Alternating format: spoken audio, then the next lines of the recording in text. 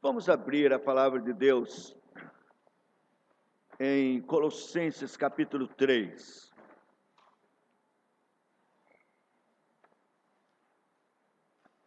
Nós temos que ter em mente o que ouvimos ontem. Esta é uma sequência necessária. Colossenses capítulo 3. Portanto, veja essa palavra, portanto, sendo assim, você estava lá na cruz, e se fosse ressuscitados juntamente com Cristo, buscai as coisas lá do alto, onde Cristo vive, assentado à direita de Deus. Pensai nas coisas lá do alto, não nas que são daqui da terra, porque morreste. E a vossa vida está oculta juntamente com Cristo em Deus. Quando Cristo, que é a nossa vida, se manifestar, então vós também sereis manifestados com Ele em glória. Fazei, pois, morrer a vossa natureza terrena, prostituição, impureza, paixão lasciva, desejo maligno e avareza, que é idolatria. Por estas coisas é que vem a ira de Deus sobre os filhos da desobediência. Ora, nestas mesmas coisas andastes vós também noutro tempo, quando vivias nelas. Agora, porém, despojai-vos igualmente de tudo isto: ira, indignação, maldade, maledicência, linguagem obscena do vosso falar. Não mintais uns aos outros, uma vez que vos despistes do velho homem com seus feitos, e vos revestistes do novo homem, que se refaz para o pleno conhecimento, segundo a imagem daquele que o criou, no qual não pode haver grego nem judeu, circuncisão nem incircuncisão, bárbaro, cita, escravo, livre, porém Cristo é tudo em todos. Até aqui.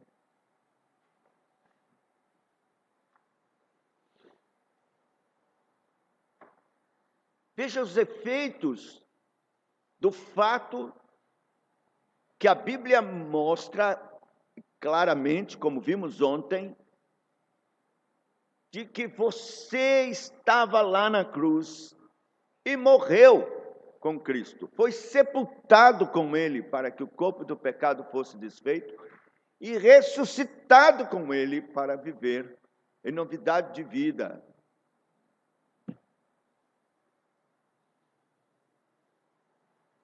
Porque morrestes. Verso 3. E a vossa vida está oculta juntamente com Cristo em Deus.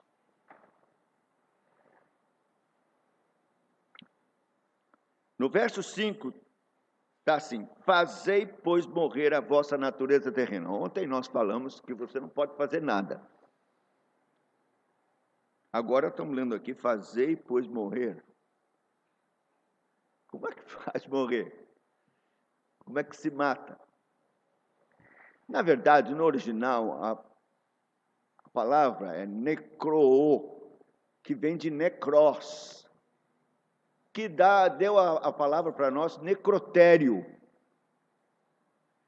Então, você não mata nada, já está morto, está no necrotério já. É um corpo sem vida. No caso aqui, a natureza terrena. Está no necrotério. É assim que devemos entender. E que você deve considerar isto, crer nisso, e então, daqui para frente, a maneira como você vai enfrentar o pecado é como quem guarda um trunfo que determinou a derrota do pecado ou do corpo do pecado. Qual é a força de alguém que está no necrotério, corpo esticado, frio, gelado? Não tem força nenhuma. Então, você conta com este trunfo de que a sua natureza corrupta e maligna, que lhe dominava, agora está no necrotério. E você, então, vai lançar mão deste trunfo pela fé para, nas tentações, reivindicar mesmo esta verdade bíblica contra o pecado.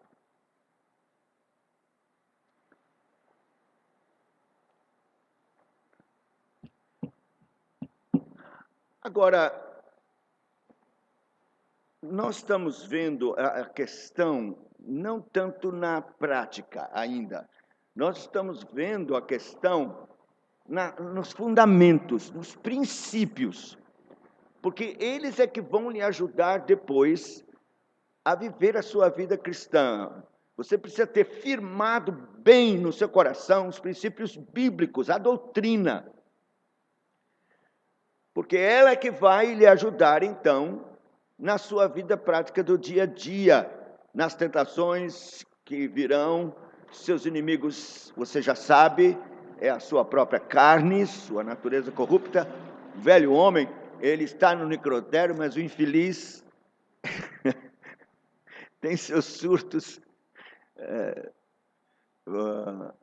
está parecendo aquela, você mata a cobra, e ela ainda fica, né, mexendo lá, diz, como é que é isso? Existe, a nossa confissão de fé fala de resíduos do pecado que permanece em nossa natureza, que é corrupta, mas que está derrotada, porque foi morta na cruz. E por isso você tem esse trunfo, sim, de vencer a sua natureza corrupta. Vencer Satanás, que é o inimigo das nossas almas, mas você tem que entender que a palavra de Deus diz que o Senhor Jesus triunfou das potestades na cruz. Então, foi lá que ele fez isso. E Cristo não fez isto para ele. Os demônios sempre se submeteram a Cristo. Desde que foram expulsos, eles estão debaixo do controle absoluto. Bom, antes como anjos que estavam já sob o controle de Cristo. E depois que caíram, mais ainda, o Senhor os tem sob o controle. Então, qual a vantagem de ele ter vencido as potestades, Satanás, na cruz? Não foi para ele, foi para nós. Então, nós temos a vitória de Cristo contra Satanás na cruz. Estamos com ele lá e, portanto, vencemos o inimigo na cruz. O Senhor o venceu na tentação para socorrer os que são tentados e na cruz definitivamente. O diabo está vencido para nós, por Cristo. E o mundo, que é outro inimigo, né? Vencemos o mundo porque morremos para o mundo. E agora é esse exatamente aquilo que eu quero desenvolver nesse momento. Alguns certamente já ouviram eu falar isso, porque por onde eu vou, eu trato disso aqui. Para mim, é o problema da igreja moderna. Não compreendeu e não entendeu o desafio do Evangelho e quais as implicações do Evangelho, do que significa seguir a Cristo. Vamos ver primeiro o que é que as pessoas pensam. Em geral, nas igrejas, pensam assim: ai, eu quero Jesus. Eu quero Jesus comigo. Eu quero Jesus como meu companheiro. Eu preciso de Jesus para me ajudar. Eu quero tê-lo ao meu lado.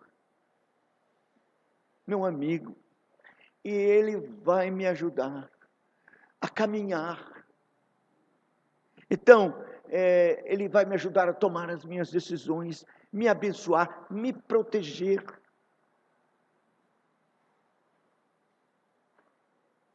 E assim eu vou seguindo junto esse caminho até chegar ao céu, ajudado por Ele. Ele me segurando assim, me levando.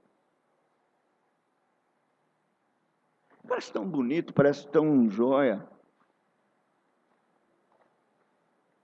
Mas não é isso. Está errado. Você está querendo um sócio para andar com você, ele ajudar na sua vida que você tem. Jesus não quer essa sociedade de jeito nenhum. Eu digo, Jesus quer lhe matar, acabar com a sua vida. Olha, não existe nenhuma religião ou qualquer religião no mundo que tenha a proposta absurda, violenta, uma exigência extrema do que Jesus para segui-lo. Todas as religiões dizem: venha aderir, venha,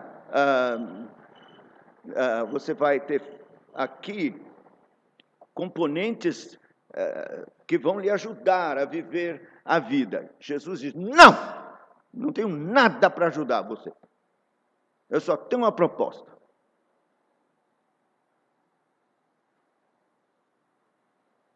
Abra em Lucas, no capítulo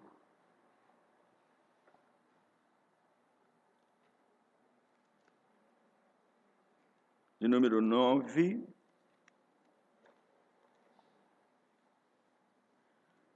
Vamos começar aqui no verso 23. Veja a proposta. A proposta é essa. Você quer seguir Jesus? A proposta é essa.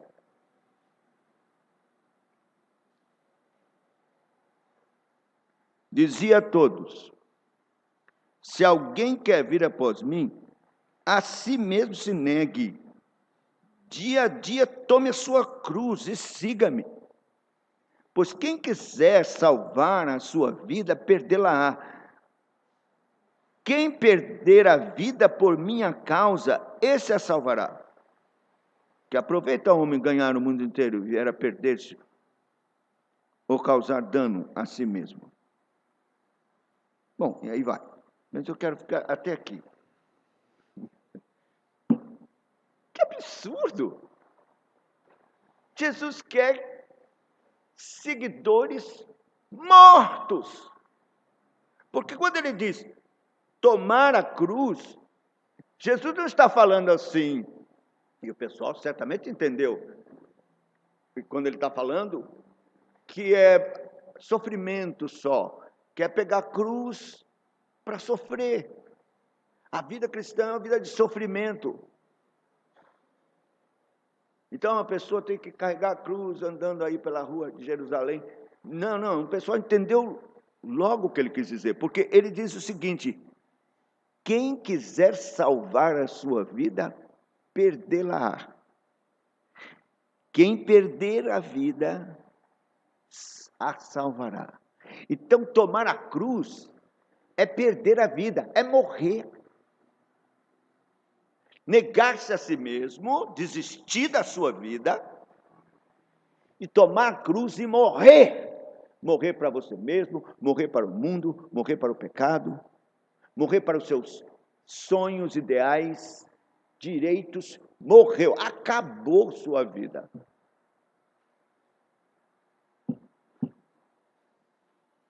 Mas as pessoas não estão compreendendo isso. Elas estão vindo para Cristo porque elas estão com problemas, porque elas têm pecado, porque elas querem ser livres do inferno, elas querem... mas não compreenderam que Jesus não enganou ninguém. Se alguém quer vir após mim, morra. Tome a cruz e morra. Negue-se a si mesmo, perca a sua vida.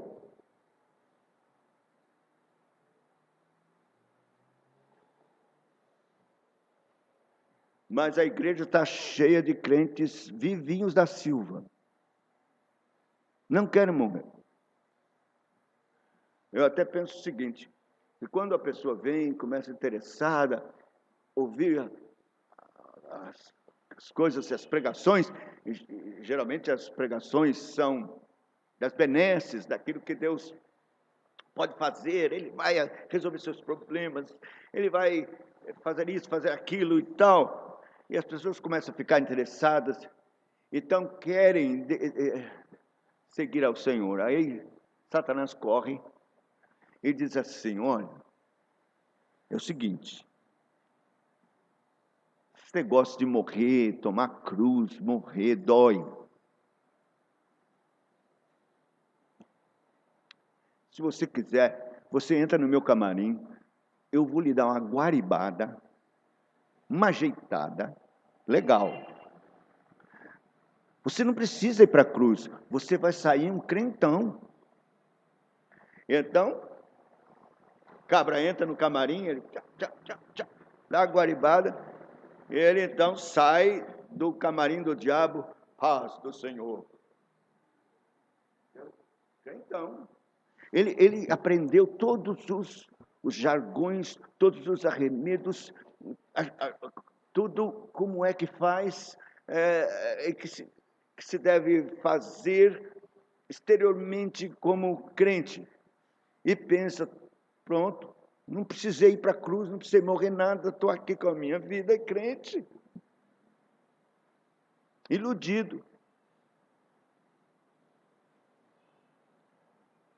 E aí vem o diabo dá uma rasteira, cai, porque não se sustenta essa vida. E o diabo diz, é assim mesmo, é assim mesmo. A vida cristã é assim, sobe, desce, sobe, desce, sobe, desce, cai, levanta, mas eu leio aqui na Bíblia que é uma vida abundante e tal. Jesus disse, eu vim para que tenham vida e a tenham abundância. Não, isso aí de vez em quando. Tempo de avivamento e tal. Mas no geral, no normal, é assim como todo mundo vive. Mas e os pecados e tal? Ah, mas aí é uma escadinha, você vai melhorar. E nunca melhora. E a pessoa vai vivendo essa vidinha medíocre, se acostumando, aceitando. É assim, pronto. O diabo convence de que é assim mesmo.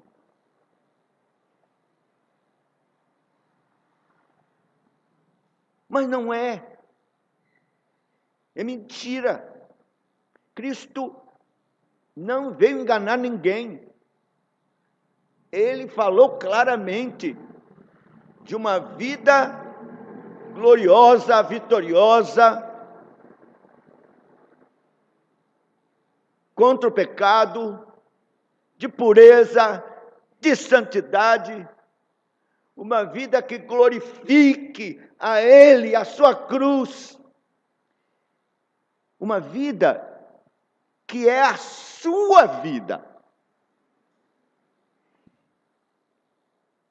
que ninguém vai ter se não morrer, porque a vida de Cristo é a vida que nasce da morte. E é isso que vocês precisam entender, a igreja precisa entender.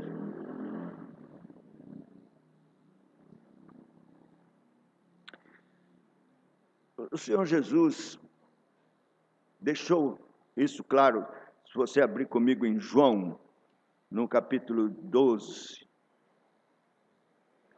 João, capítulo 12, a partir do verso 20, nós lemos assim: Ora, entre os que subiram para adorar durante a festa, havia alguns gregos.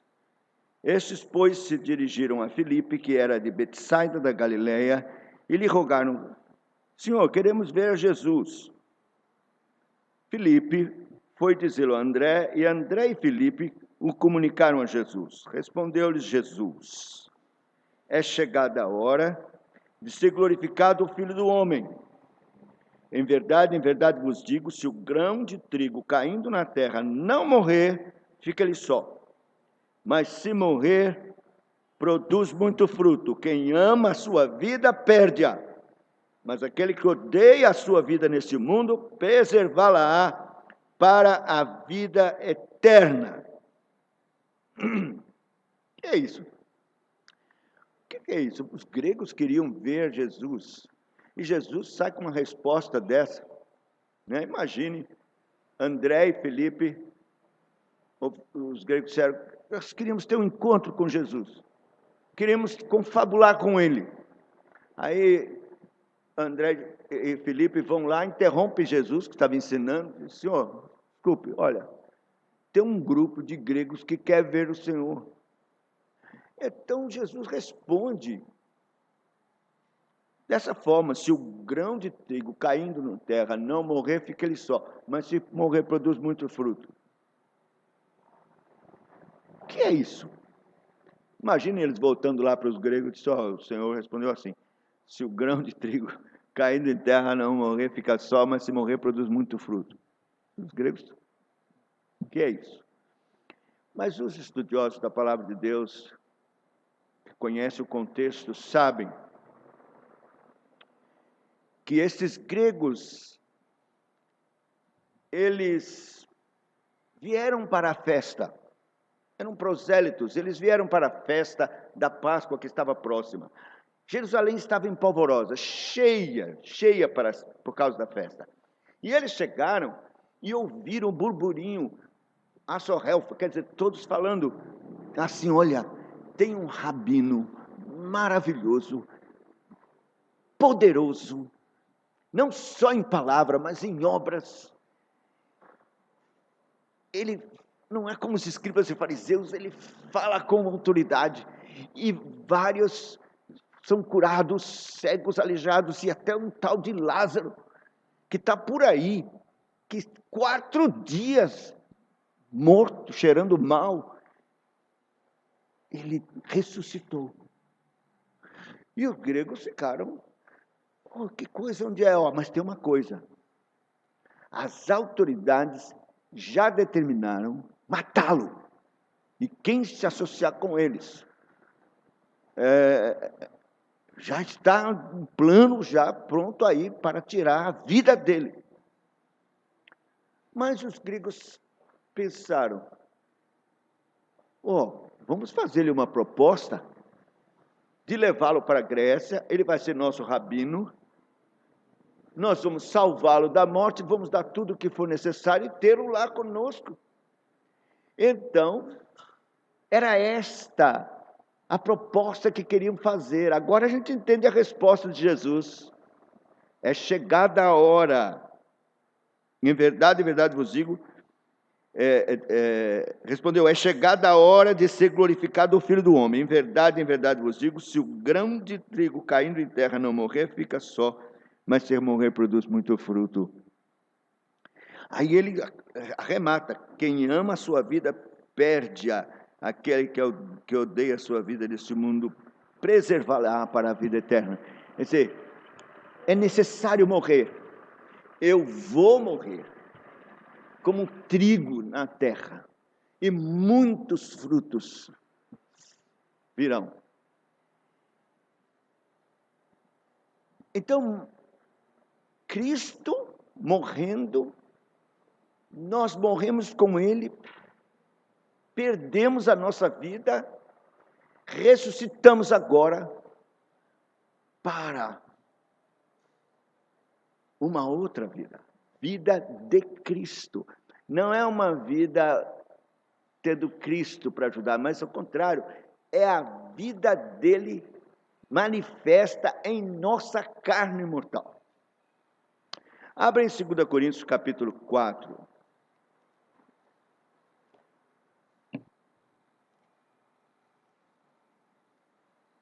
Veja o verso 10. O apóstolo Paulo vai explicar como é esse morrer todos os dias. Ele está falando de perseguição, de sofrimento, abatidos, mas não destruídos, levando sempre no corpo o morrer de Jesus, para que também a sua vida se manifeste em nosso corpo. Está vendo? Levando no corpo o morrer de Jesus, para que também sua vida se manifeste em nosso corpo. Então, se você compreende isso, você vai começar a agir como quem está morto para o pecado, para o mundo, para si mesmo. E na hora da tentação, você vai aí manifestar essa verdade da sua morte com Cristo. Um evangelista chamado Luiz Palau, muitos anos atrás, era geração 79, eu era jovem como vocês, assim. Estava lá ouvindo Luiz Palau, São Paulo, era onde eu morava, estava lá, fui também como vocês. E ele explicou esse texto, eu nunca mais esqueci. Ele disse assim, olha, toda vez que a sua vontade, essa do relógio é a sua vontade, cruza com a vontade de Deus, e você então se lembra que está morto para o pecado, você então desiste da sua vontade pela vontade de Deus, então você morreu, ou assumiu a sua morte, evidenciou sua morte, e a vida de Cristo se manifestou na sua carne mortal. Vou explicar novamente, vou tentar novamente, presta atenção. Quando a sua vontade carnal, pecaminosa, que você sabe que é contra a vontade de Deus, jovem que gostou de uma moça ímpia, que não é crente, ou moça que gostou de um rapaz que não é crente, está pensando em namorar, mas a vontade imensa de namorar, lindão o rapaz, mas a Bíblia diz, não vos ponhais em julgo, só estou dando um exemplo, em julgo desigual com os incrédulos. Então, a vontade de Deus é não, a sua é sim. E eles cruzaram. E então você diz, morri, eu não posso, não tenho mais vontade. E você desiste por causa da vontade do Senhor. Você morreu, a morte se manifestou em você. E a vida de Cristo se manifestou na sua carne mortal. E será assim todo dia, é isso que Jesus diz, levar a cruz todos os dias. É morrer todos os dias, assumir a sua morte todos os dias, é viver como um morto para o mundo e para o pecado e para as suas vontades, mas vivo para Deus. A vida de Cristo se manifestando na sua carne mortal. Veja, se você virar a página aqui, no capítulo 2 Coríntios 5, não precisa nem virar a página, 5, verso 14 e 15. 2 Coríntios 5, 14 e 15. Pois o amor de Cristo nos constrange, julgando nós isto. Um morreu por todos, logo todos morreram. Verso 15. E ele morreu por todos, para que os que vivem não vivam mais para si mesmos, mas para aquele que por eles morreu e ressuscitou. Está vendo? Um morreu, todos morreram. Os eleitos morreram. E cada eleito no seu tempo próprio vai receber do Espírito Santo a aplicação desse recurso glorioso da sua morte com Cristo. É um batismo santo no coração, com a morte, com o sepultamento e com a ressurreição do Senhor Jesus. De modo que você agora está morto para o mundo, morto para o pecado, morreu com Cristo. E Ele morreu por todos, para que os que vivem agora não vivam mais para si mesmos, mas para aquele que por eles morreu. Você diz, mas e os meus sonhos? Eu queria tanto ser médico, eu queria ser professor, eu queria ser advogado, eu queria ser isso, eu queria ser aquilo. Tinha esse sonho, ser aviador. Eu não posso mais ter.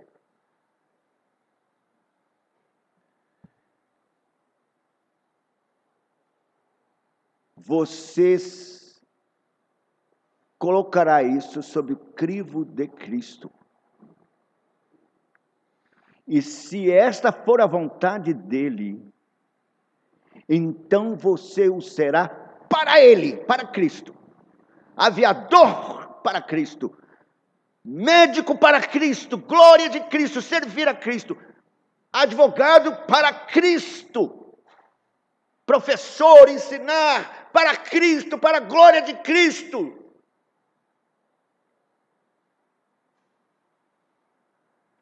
E não mais para você mesmo.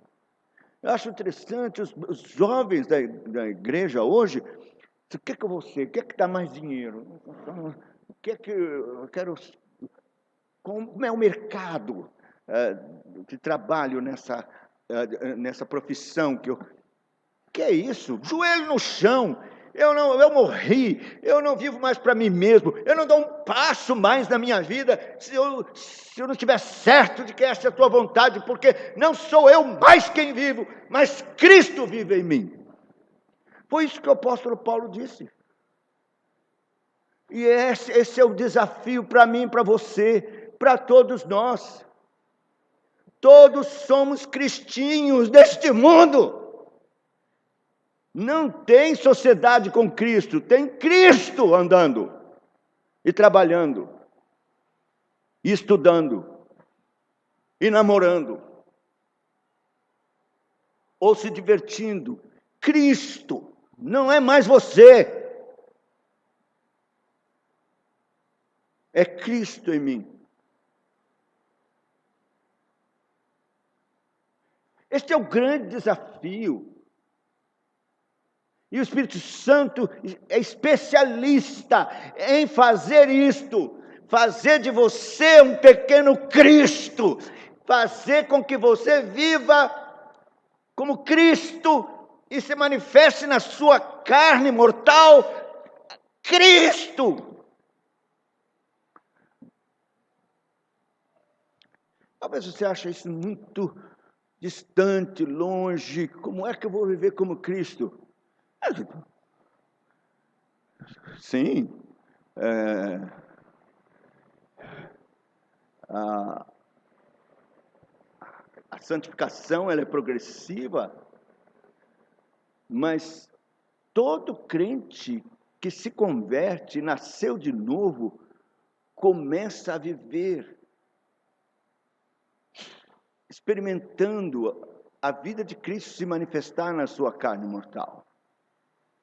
Talvez fraquinho, aos poucos, mas você não tem outro motivo de respirar e de estar aqui, se é convertido, nascido de novo, senão glorificar a Deus e viver como Cristo, e glorificá-lo na sua vida, exaltá-lo.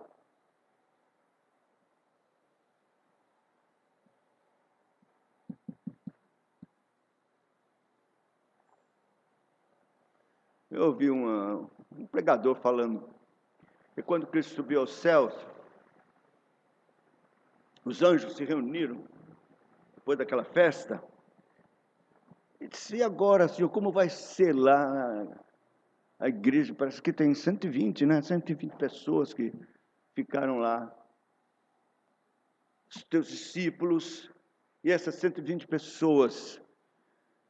E se eles falharem, Senhor, como vai ser? Aí o pregador disse que o Senhor disse: eles não podem falhar. Eu acho que a resposta mais bíblica, se fosse o caso de ter acontecido isso, que não tem na Bíblia, né?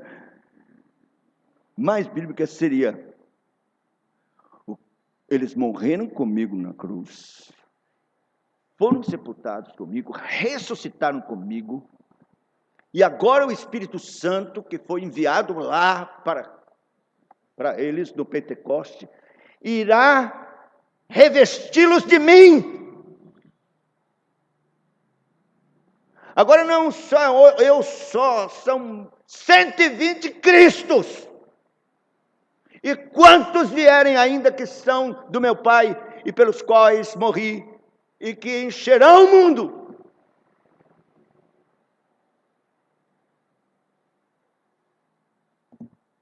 Vivendo a minha vida. Que é este o propósito glorioso de Deus.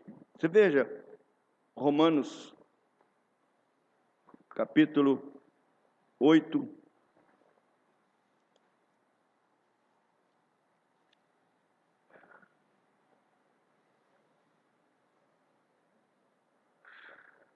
Eu vou ler o 28 e 29. Sabendo que todas as coisas cooperam para o bem daqueles que amam a Deus, daqueles que são chamados segundo o seu propósito. Agora, preste atenção. Porquanto, aos que de antemão conheceu, também os predestinou para serem conformes à imagem do seu Filho, a fim de que ele seja o primogênito entre muitos irmãos. E aos que predestinou, a esses também chamou, aos que chamou também justificou, aos que justificou, a esses também glorificou, que significa também santificou. Qual é o propósito da predestinação, da escolha dos eleitos? Qual é o propósito? Se você é um eleito, qual é o propósito de Deus? Ser conforme a imagem de Cristo.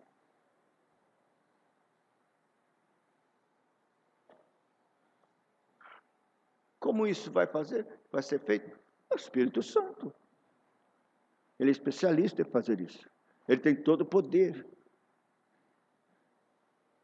Assim como o Senhor, pela sua palavra, ordenou: haja luz, houve luz, luminares, céu, terra, toda a criação tão gloriosa, tão diversificada. Agora, o Senhor, a palavra encarnada, veio e realizou uma obra de recriação. Então, conversão é uma recriação. Veja Efésios, capítulo 2.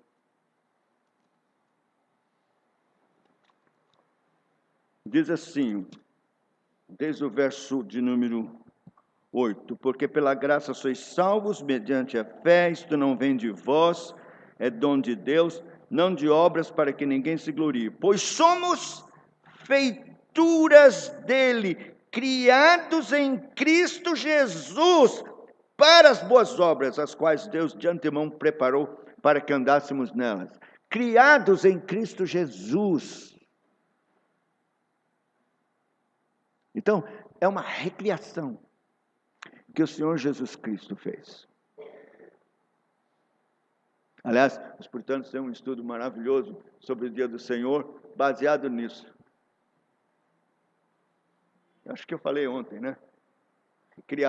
Deus criou os céus, ele descansou no 7º dia. Cristo operou sua obra de recriação tão extraordinária e maravilhosa e descansou delas, como diz Hebreus, capítulo 4. cumprindo o sábado no túmulo e ressuscitando no Shabá cristão, no primeiro dia. Este é o dia que ele santificou para o descanso de suas obras. Cristo. Na recriação. Então, somos criados em Cristo. Nesse desafio maravilhoso que Deus nos concede. Eu não tenho como, mas é preciso que você prossiga nisso. Aí está o princípio, fundamento. Mas, claro, a palavra de Deus ensina de que maneira você vai viver a vida de Cristo agora. E a partir de como você guarda a palavra de Deus, faz uso dos meios de graça, cada vez mais a vida de Cristo mais brilhante, mais gloriosa se manifestará na sua vida. Mais vitória contra o pecado e contra o mundo. Mais glória a Cristo e glória a Deus. Mais o nome dele é honrado e glorificado. Então, é um exercício da piedade que você vai fazer, primeiro buscando a palavra de Deus. Como poderá um jovem manter puro o seu caminho? Observando-o segundo a sua palavra. Amar a palavra de Deus, estudar a palavra de Deus, decorar a palavra de Deus, ter cheia a mente e o coração da palavra de Deus. Que habite ricamente em vós a palavra de Cristo. Cheios da palavra de Cristo. Moços e moças cheios da palavra de Cristo. Então, serão poderosos em Cristo por causa da palavra. Palavra essencial. Vida de oração. Como é a vida de Cristo? Foi uma vida de oração. E você vai viver como Cristo sem oração? Você tem que ter vida de oração. Tem que buscar o Senhor. Se ajoelhar. Buscá-lo. Ter comunhão com Ele. Não é só pedir, mas dar graça, louvá-lo, bendizê-lo, ter comunhão com Ele. Como João ensinou, comunhão com a Trindade. Em oração, com prazer, na presença de Deus. E a igreja, Jesus e a sinagoga como de costume, essa expressão como de costume é formidável, que mostra que um jovem que anda como Cristo ama a igreja. Não existe Cristo sem igreja. Tira a cabeça. Não existe. Então, um jovem que vai viver como Cristo, ama a igreja. Serve a igreja, ama a igreja. Recebe todo o alimento que vem pelo ministério glorioso da pregação, que é um meio de graça maravilhoso. E na comunhão dos santos, se fortalece na Santa Ceia. Para então, abastecido, viver cada dia como Cristo, glorificando ao Senhor. Eu espero que isso possa lhe ajudar. Que esses fundamentos e princípios essenciais, estabelecidos no Evangelho do Senhor, na sua palavra, não possam ser esquecidos. E que você saia daqui com uma decisão, um pensamento decidido, formulado no seu coração. Vou perseguir a minha morte. Eu não me interesso mais em viver eu mesmo. Eu quero assumir a minha morte e viver a vida de Cristo. Ore por isso. Vá aos pés da cruz. Clame ao Senhor. Rogue que o Espírito Santo faça isso no seu coração. É um novo nascimento mesmo. Talvez você esteja na igreja há muito tempo e não nasceu de novo. E vive em prática de pecado. Então não nasceu mesmo. Mas ore. Busque isso. E os eleitos o farão. E Deus vai cumprir. Ninguém que busca ao Senhor neste assunto tão sério não irá receber do Espírito Santo a resposta, operando no seu coração este batismo glorioso, bendito, que vai fazer toda a diferença na sua vida cristã. Que Deus tenha misericórdia de nós e opere isso por sua graça. Amém.